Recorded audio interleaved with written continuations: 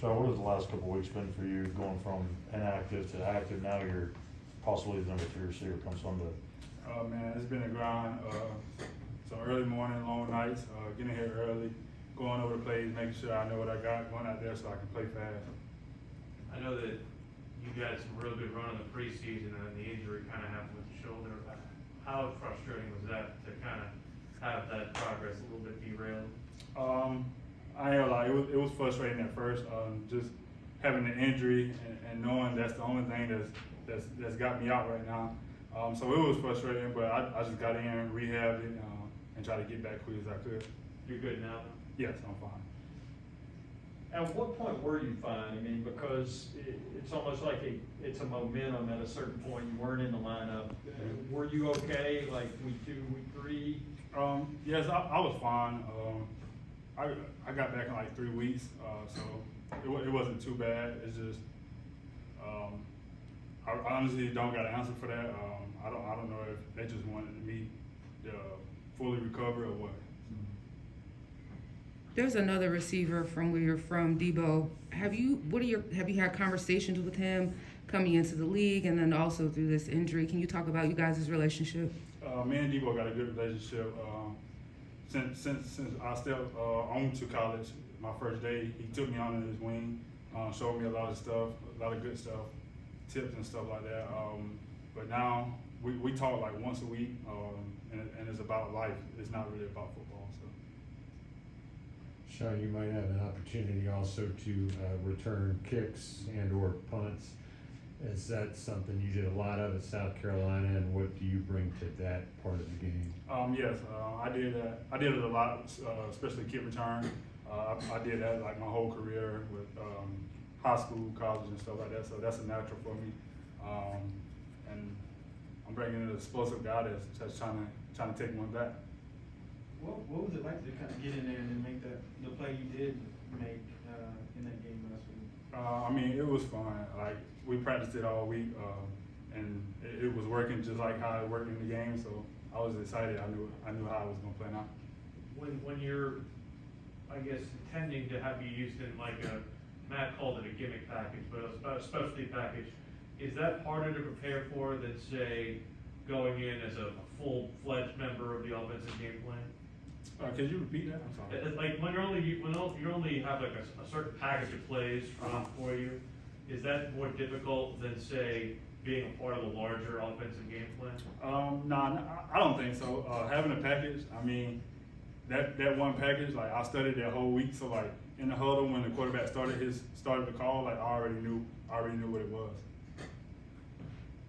Talking about returning kicks, is there, obviously you got to have physical ability to do so, but is there a certain kind of mental aspect to it? Because it really is, I mean, when you think about a kick return, it's a really dangerous play because you've got 11 guys trying to chase one guy down. I mean, do you have to have a certain mindset to play that position? I mean, I can't speak for other guys, but for me, I don't. Honestly, I don't even think about it. I just get the ball and hit it. Like if you hit it full speed, you won't have no problem.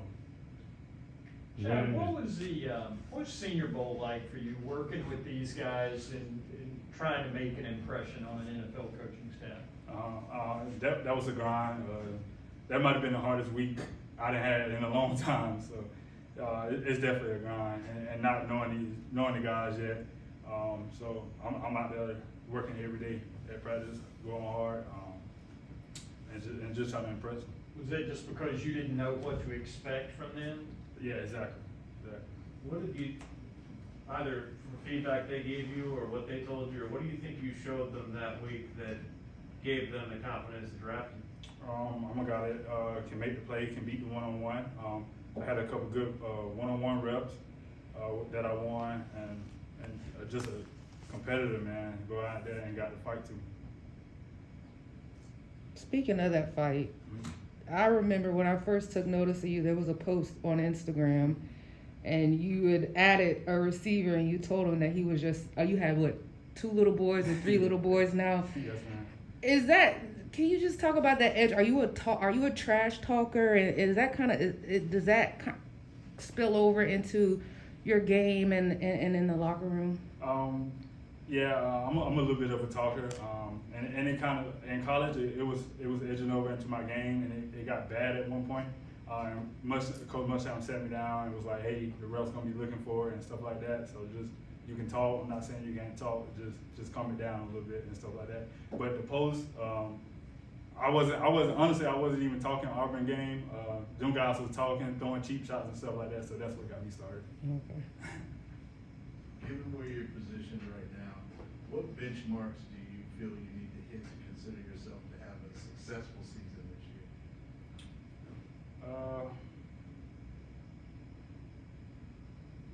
I really haven't thought about that. Like, just becoming like the third receiver.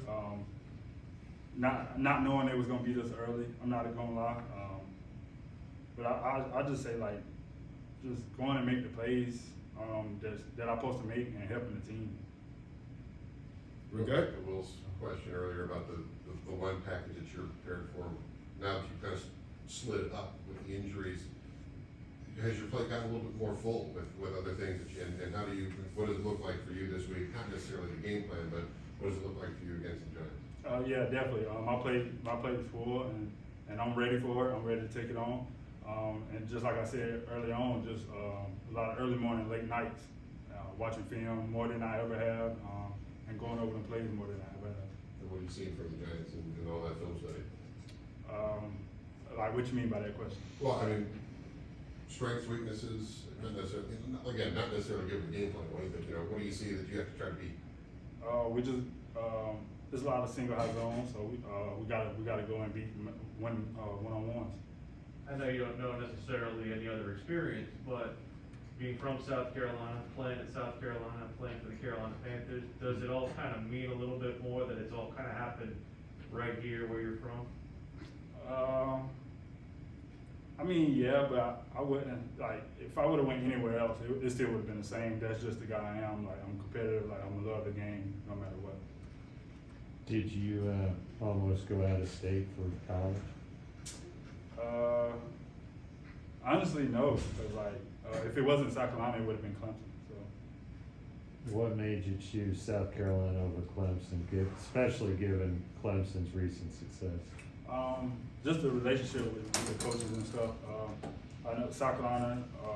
I actually got offered when Spurrier was there, so he offered, and then when Muschamp and his crew came in, it was just they just made me feel at home, made me feel like a family. Whereas Clemson, it was just like an offer and never heard from me. Thanks, Shaq. Thanks, everyone.